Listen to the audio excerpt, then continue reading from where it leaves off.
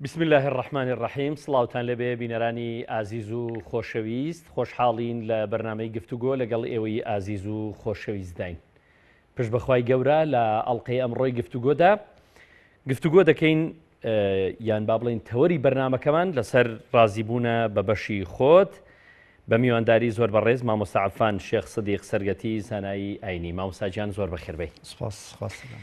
مامۆستا گیان هەڵبەت ئەم بابەتە زۆر هەڵدەگرێ و دەشەیە قسەی زۆری لەبارەوە بکەین بەڵام لە دەستپێکدا لەو دەواازەوە پێم خۆشە بچینە ناو بەرنامەکەوە چۆن دروستبوون و خەڵقی خۆمان ویست و ئیرادەی خۆمانی تێدانی و بەدەستی ئەمە نییە کە چۆن بەو شکڵ و شێوە و ڕوخسارە و جەستەی ئێستامان کە دروست بووین ئەوە بۆ ویستی خوای گەورەیە. بە هەمان شێوەژێکێک لەو شتانەی کە خوای گەورە لەسەر خۆشی داناوە ئەوەیە کە ڕۆزی بەندەکانی بدات. کەواتە ڕۆزی ڕزق و ڕۆزی خۆمان جێگای نیگەرانی ئێمەیە. بسم الله الرحمن الرحيم الحمد لله والصلاة والسلام على رسول الله وعلى آله وأصحابه أجمعين.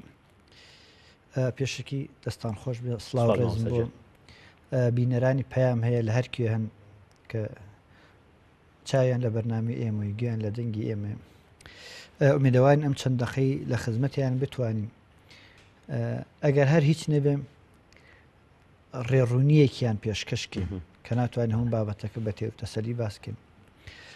خاڵێک زۆر گرنگە کە ئێمە ئاماژەی پێ بکەین یەکێک لە گرفتەکانی ژیانی ئەمڕۆی خەڵک بەڕاستی ئەوەی ئەرکی ئەوە لە بیری کردووە ئەوەی کە ئەرکی ئەو نییە دەستی داوەت یعنی لە بیرکردنی ئەرکی خۆی و دەستخستنە شتێکەوە کە ئەرکی ئەو نییە وای لێ کردووە ئینسان لەم عەسرەدا ژیانی زۆر ناڕەحەت بوو باری سەرشانی زۆر ژیانی زۆر گران بوو ژیانی زۆر دژوار بوو. بۆچی دژوار بوو؟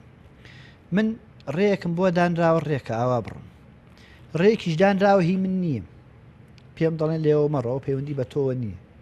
ئەمڕی یەکەم ئەوەی تۆ پێویستە تایەتی لە هەموو ژیانتە لە ژیان مەسەن لە بواری فکرەوە لە بواری عەقیدەوە لە بواری اقتصادەوە هەموو شتەکان لێرە هەیە ئەمەیان پەیوەندی بە تۆوە نییە. ئێمە دین لەم هەوراز و نشێوەدا دەڕۆین کە پەیوەندی بە ئێمەوە نیە.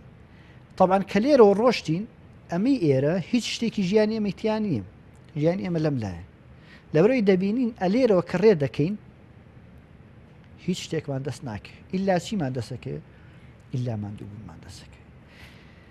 ئەمەی کە ئێمە خوای گەورە سوبحانەهو وتەعالا کە خەڵقی کردوین یەکەم حکمت لە خەڵقی ئێمە عیبادەتە یعنی ئێمە لە ژیانە کە خوای گەورە ئێمە بەدی هێنا ئەوەیە کەوا ئێمە حکمت لە خەڵقیم ئەرکی ئێمە لەم ژیاندا یەکەم ئیستیخلاف ئاوەدانکردنەوەی زەویە.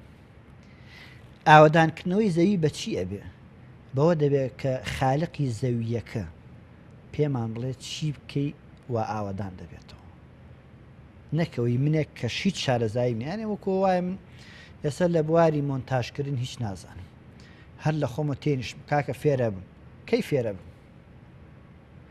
ئەمەیە گرفتی ژیانی ئەمڕۆی ئێمە لەبەرەوەی ئێمە لە ژیاندا کۆمەڵێ شت هەیە خوای گەورە سوبحانەهو وتەعالا تەکەفولی کردو خوای گەورە هیچی لەس واجب نییە بەڵام لە فەزڵ و میهرەبانی و ڕەحمی خۆیەوە چەند شتێکی لەسەر خۆی واجب کردو.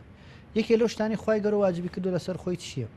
وما من دابة في الأرض إلا على الله رزقها يعني ئەوەی لەسەر زەوی بجوڵێتەوە الدابة ما يدب على وجه الأرض ئەوەی بەسەر زەویە دەڕوە لە ئینسانێکەوە کە سەییدی کەونە کە ئەم کەونە هەمووی ڕامی ئەوە هەتا وەکو دەکاتە ڤایرۆسێک یا دەکاتە خانەیەک هەرە هەمووی کە پێویستی بە ڕزق بێ خوای گەورە ڕزقەکەی بۆ دابین کردو. بەڵام دابینکردنی ئەم ڕزقە دابینکردنی ئەم ڕزقە جۆرا و جۆرە بەش بەشە هەمووشی وەکو یەک نییە. کەواتە ئێمە لە ژیاندا ڕزقێکمان بۆ دیاری کراوە بەڵام ئەم ڕزقەی کە بۆ من دیاری کراوە ئەرکی من لە بەرامبەر دیاریکردنی ئەم ڕزقەوە چی؟ ئەرکی من بەرامبەر دیاریکردنی ڕزقە ئەمەیە